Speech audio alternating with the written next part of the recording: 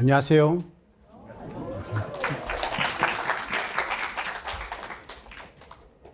Your Excellency, President Mark, President of the Korean War Memorial Organization, Excellency Mr. Shin, Chairman of Memorial Association of UN Participation in the Korean War. Good afternoon, everyone, and welcome to this my presentation. First of all, let me thank the organizers of this event, and my special thanks go to the Director General of the Korean War Memorial Organization and Mr. Shin, who has been bridging Korea and Ethiopia and supporting Ethiopian War veteran descendants as well as their families. And thank you so much for this effort. I'm so grateful to speak about Korean War and Ethiopian veteran after 74 years of the Korean War armistice. It's a lot to speak about the Korean War as well as Ethiopian veterans' participation. But due to the time constraints, I will take only a few moments to brief about this historic friendship and historic involvement of Ethiopian veterans. My presentation will focus on three major issues. The first one is briefing about Ethiopia, and the second one is Ethiopia's role in international affairs, and majorly or basically I will discuss Korean War and Ethiopian veterans as well as the relation between the Korean and Ethiopia. This is the content of the presentation. To give some brief about Ethiopia, it's a country in Africa that's located in East Africa, commonly called Horn of Africa.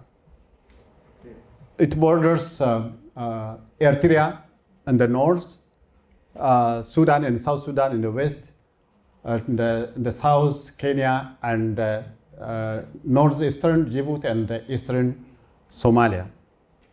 Its name is official name is Federal Democratic Republic of Ethiopia. With 126 million population, this is not the exact number. I'm talking about the 2023 estimation. It's a 126 million population, and it's the second largest country in Africa, next to that of Nigeria. Not only a large population, but most of the population is a young force. That's making more than 60% of the youth over less than the age of that was a very young population, and the average age of Ethiopian population is about 19 years. The size of the Ethiopia is about 1.1 million square kilometer. That's 10 times of the size of South Korea, or 5 times of the size of the UK.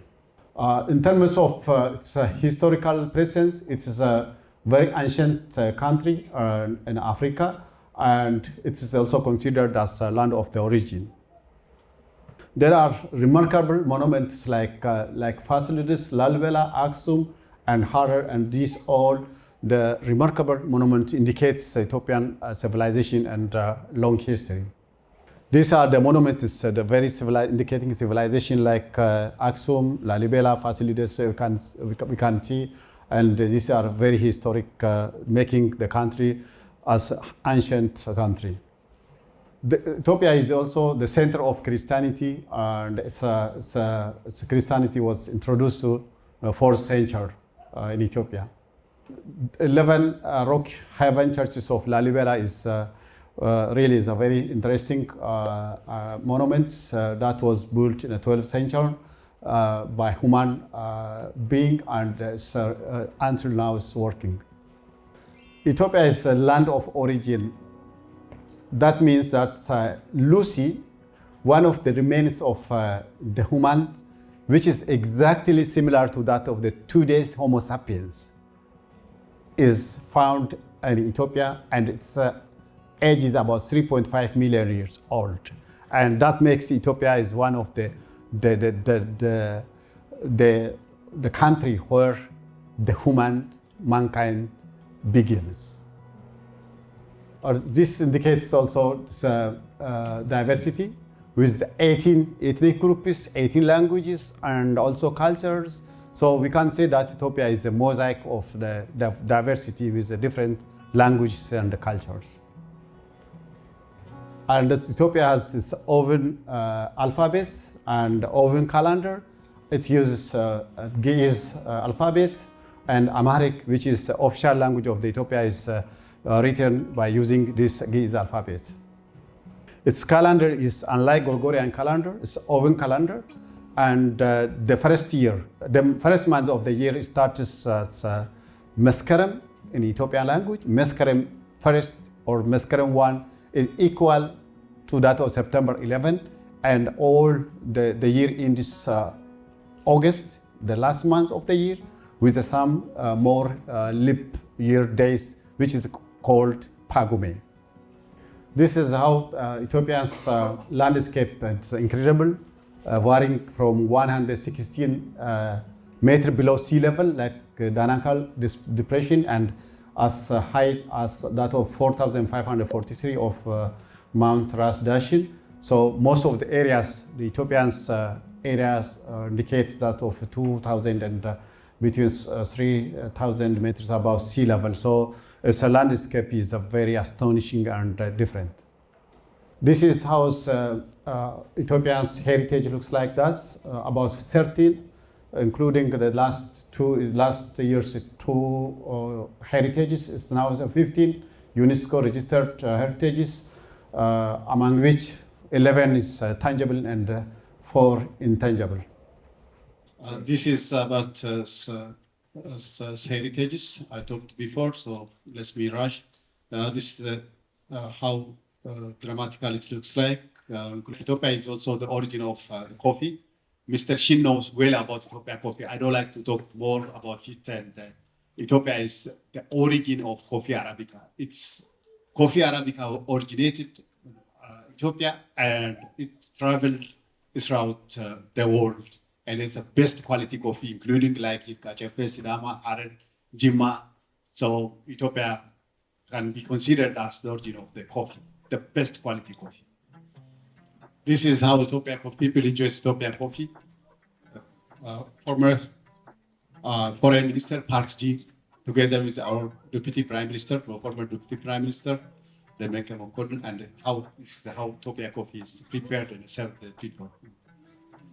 This is about Ethiopian airline. I don't want to talk more because I have to get into the main topic. And my second discussion point is Ethiopia's role in international affairs and Korean veterans, because this is the major topic which we are going to discuss today. Ethiopia and its role, when we discuss about Ethiopia and its international roles, we can say that Ethiopia is one of the first nations to sign the Charter of the League of Nations, which later became United Nations. Ethiopia played a great role for decolonization of Africa. It is a symbol of African independence, and it is a symbol for oppressed one. Ethiopia is the most influential country in the social, political, and economic circles of Africa. It's the largest peacekeeping force in the continent, not only in the continent, out of continent, including Korea and other countries like where the peaceful condition is disturbed. The country is also considered as a gateway due to its strategic location, bridging northern, southern, western, and eastern parts of the globe.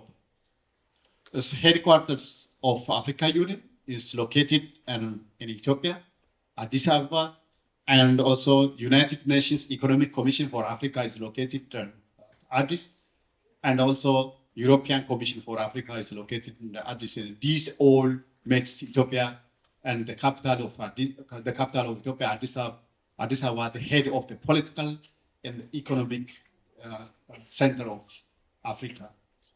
Just we are going to the Korean War, about Korean War and Ethiopian veterans' participation in the Korean War. It is well known that the relation between Ethiopia and the Republic of Korea is long-standing and it's historic.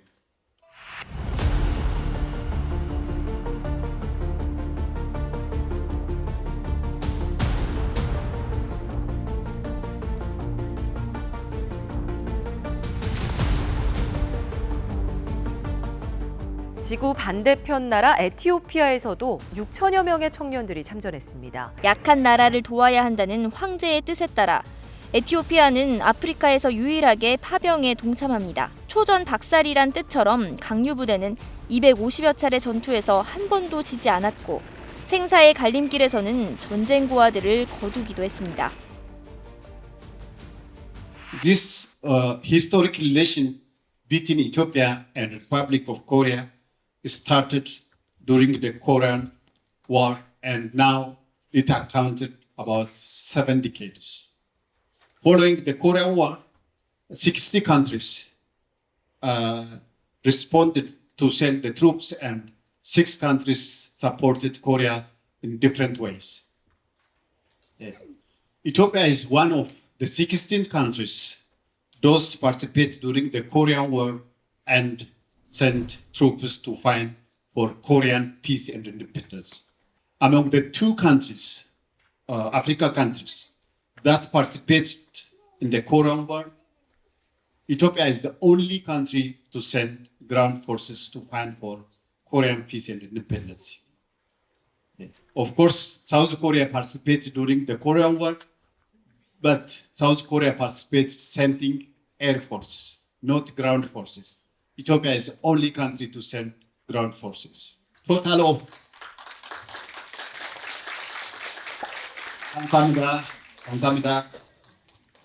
6,037 troops participate during different rounds.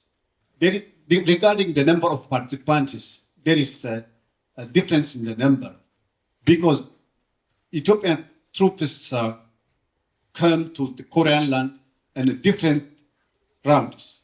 The first battalion arrived to the port of the Busan as of May 6, 1991. And following this, until they left to Korea after the Korean War armistice, the total of 6,037 soldiers participated during the Korean War.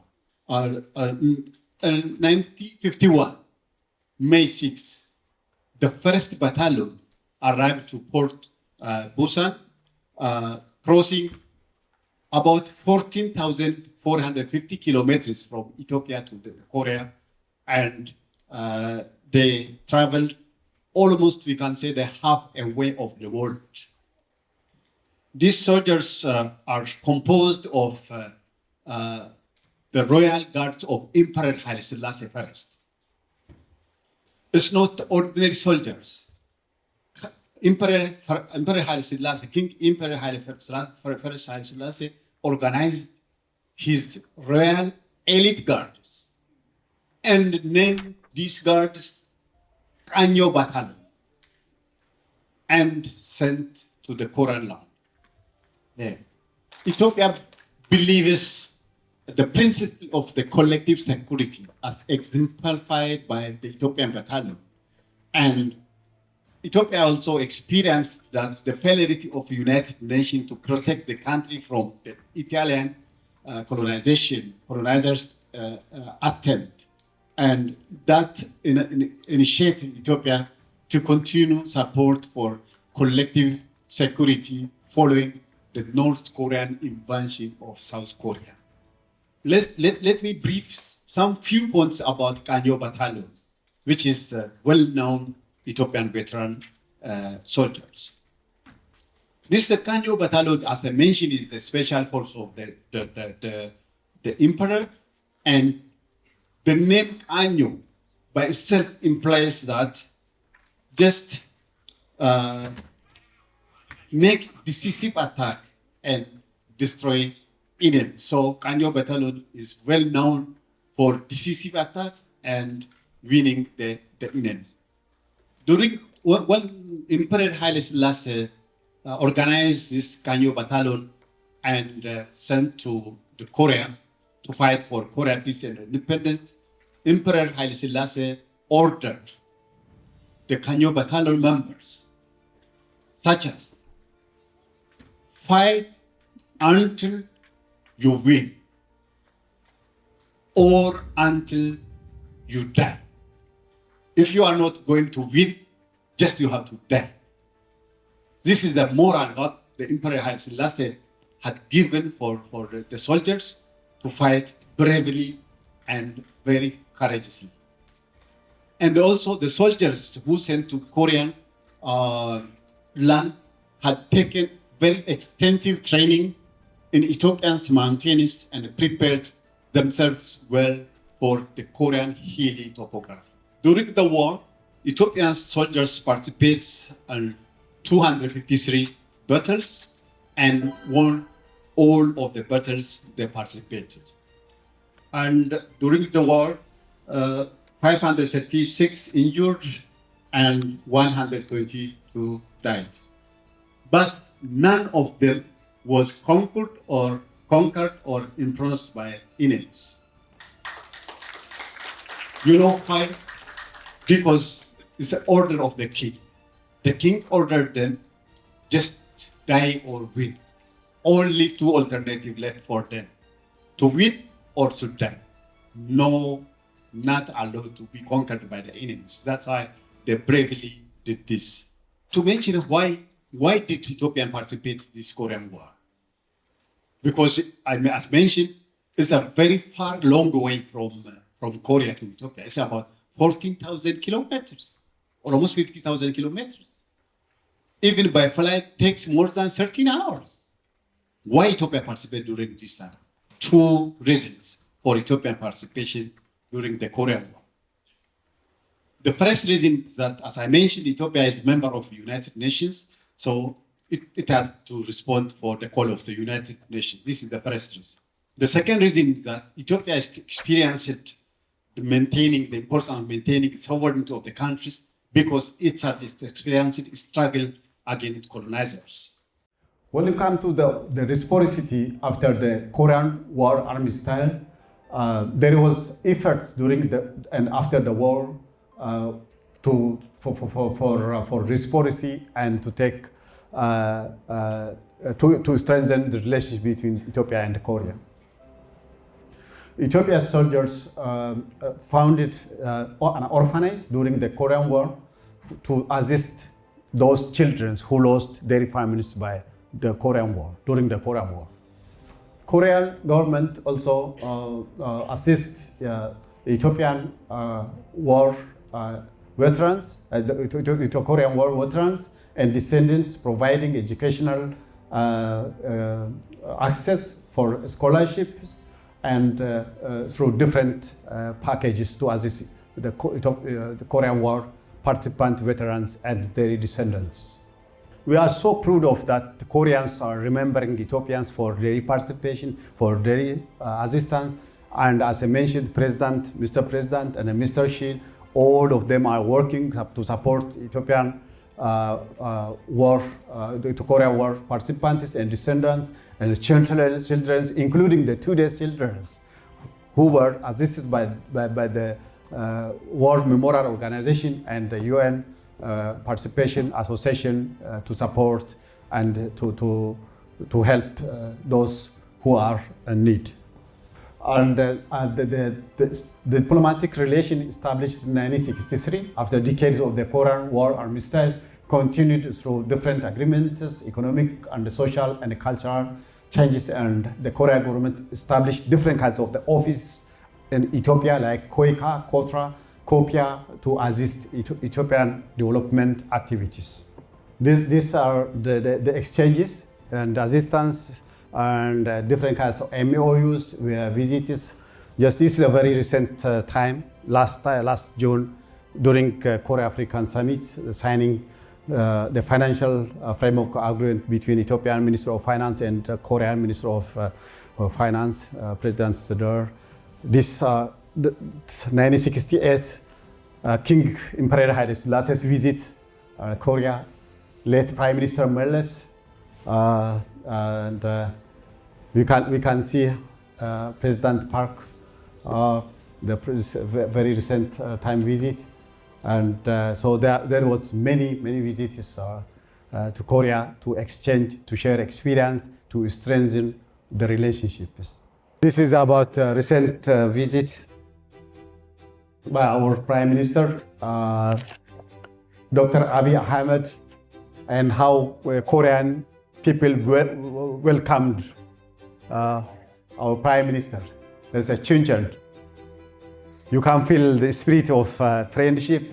This is historic, the live witness of our friendship, because we shared blood, and Ethiopia considered Korea as blood brothers. Now, these times we do have a lot to learn from the Korea, as Korea is an advanced country, and this is the only country in the world which transferred itself from aid recipient to aid donor, and we Africans, Ethiopians, are proud of the Korea. This is a War Memorial Hall where witness Ethiopian participation in Ethiopia veterans, what looks like, we can say Ethiopian heroes of the war.